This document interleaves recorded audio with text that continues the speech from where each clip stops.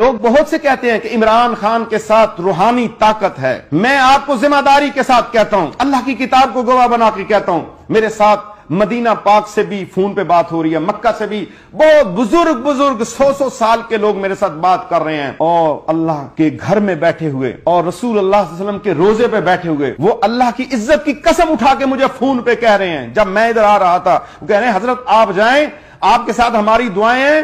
اور ایک بزرگ تو انہوں نے مجھے یہ کہا کہ میں رات مدینہ پاک کے اندر سویا ہوا تھا اور نبی پاک صلی اللہ علیہ وسلم مجھے خواب کے اندر آئے. وہ بزرگ بیان کرتے ہیں, میں نے خواب نہیں دیکھا. وہ کہہ رہے ہیں کہ نبی پاک صلی اللہ علیہ وسلم ارشاد فرما رہے ہیں پاکستان کے اوپر سب سے بڑا فتنہ عمران ہے, اور عمران خان جتنی دفعہ بھی میرے روزے پہ آیا میں نے اپنا رخ اس سے موڑ لیا, ہمیں کوئی خطرہ نہیں ہے پاکستان کو. وہ بزرگ کہتے ہیں کہ رسول اللہ صلی اللہ علیہ وسلم نے فرمایا ہے پاکستان کو کوئی خطرہ نہیں ہے, کوئی دھمکی نہیں ہے. یہ سراسر جھوٹا ہے, نفاق ہے, اور اس کی ساری بات جو ہے یہ غلط ہے. کوئی پاکستانی اس کی بات پر توجہ نہ دے, اور کوئی روحانی طاقت اس کے ساتھ نہیں.